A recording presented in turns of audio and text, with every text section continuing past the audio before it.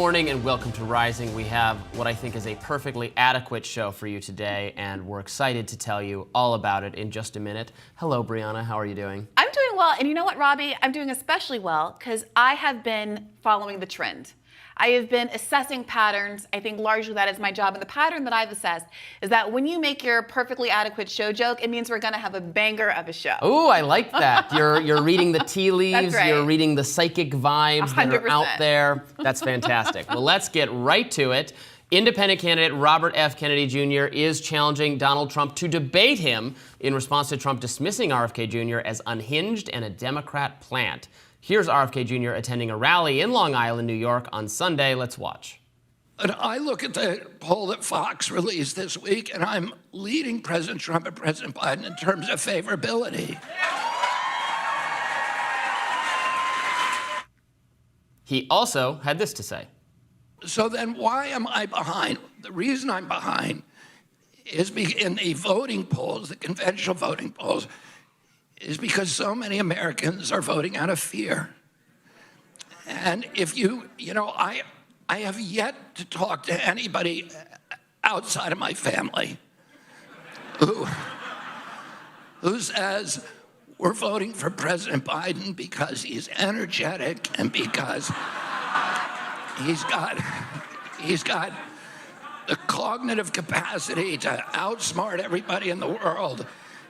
And he's going to give us a new vision for America. They never say that, except some of my family members who do believe that. All right, it's clear that RFK Jr. is getting under Donald Trump's skin.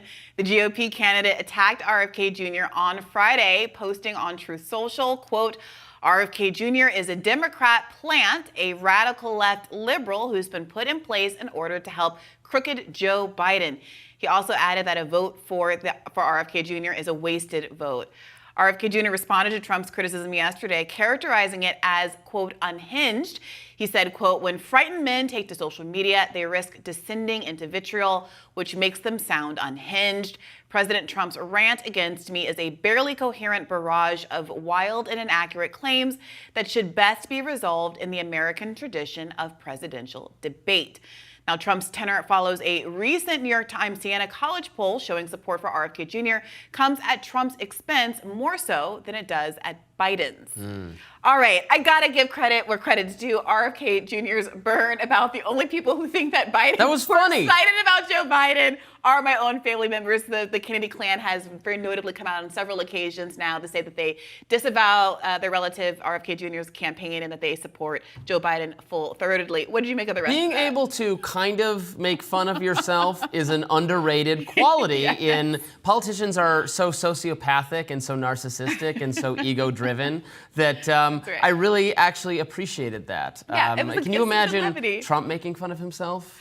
Well, no. I mean, Trump is humorous You imagine for making other fun reasons. of everyone else on Earth, but Right, so I mean, he thinks he's like the most talented Olympic swimmer on the planet, probably. well, this is part And Biden doesn't maybe even know what time it is anymore. So this is part of what's so interesting is that for years now, the argument has been nobody knows how to really parry with Trump. Nobody knows how to go head to head with him and come out on top.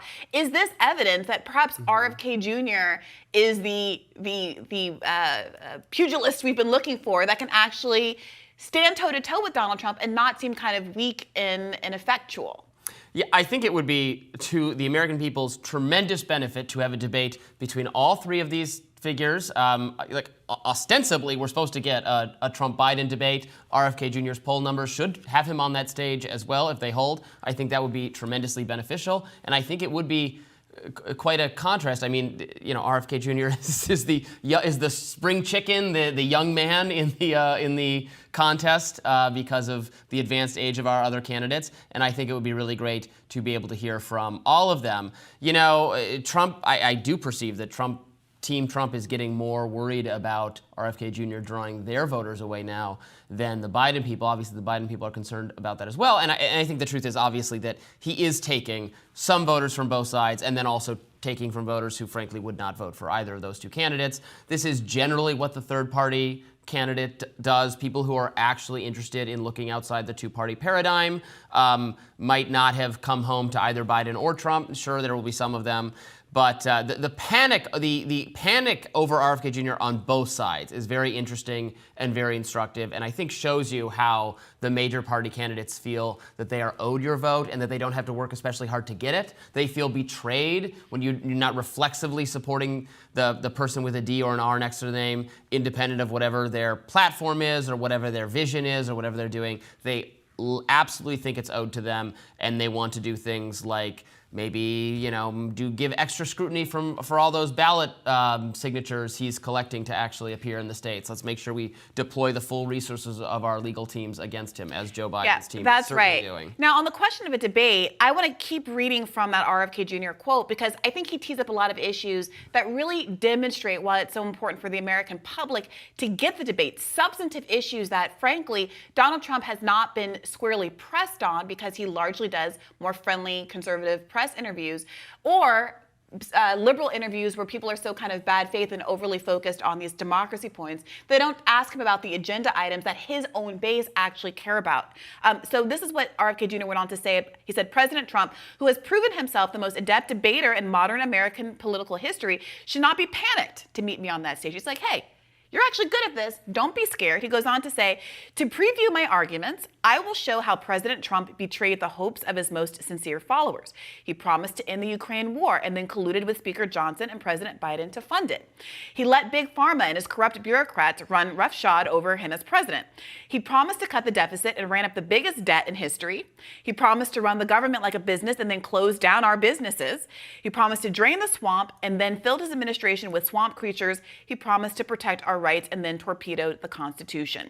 Instead of lobbing poisonous bombs from the safety of his bunker, let's hear President Trump defend his record to meet mano a mano, a respective congenial debate. And I think this should once again put to bed this ridiculous idea that has been ridiculous and should have already been put to bed, that he's only in this race to somehow hurt Biden, that he's actually trying to help Trump get elected. Like you hear that kind of vibe expressed, I think, from a lot of mainstream Democratic pundits. No, he is also running against President Trump. He has substantive criticism. Yes, and let's talk about some of these substantive criticisms. Yeah. So I see no lies detected on his point about the Ukraine war. I mean, Sure.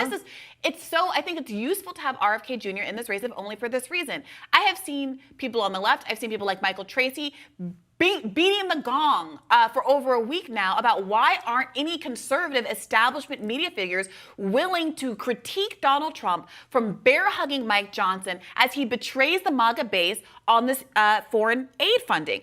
RFK Jr., perhaps because he's not within the Republican establishment, is willing to do it.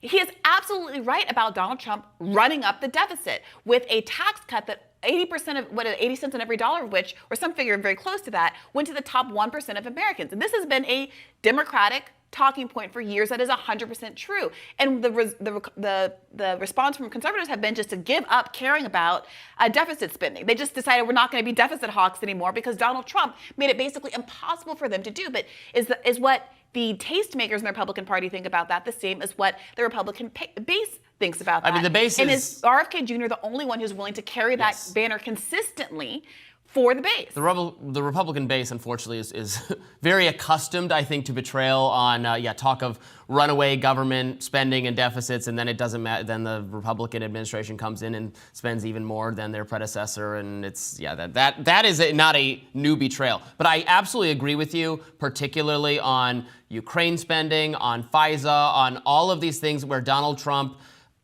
could have, in theory, distinguished himself from, or even prevented, perhaps, the speaker from going down this direction, and absolutely did not. And the MAGA base, I agree with you, should be feeling, they were betrayed and should be feeling betrayed.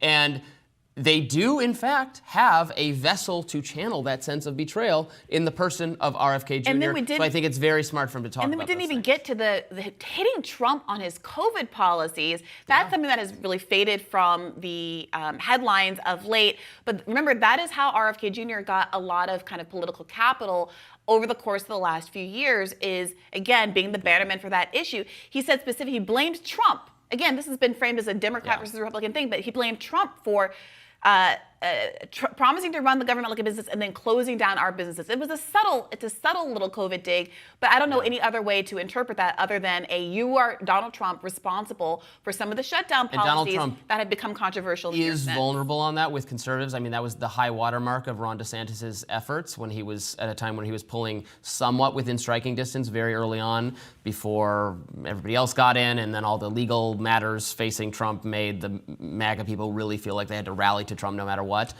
Trump was vulnerable on that front, so you could peel people away for a candidate who was speaking to those issues, and there is a candidate speaking to those issues. It's very, very interesting.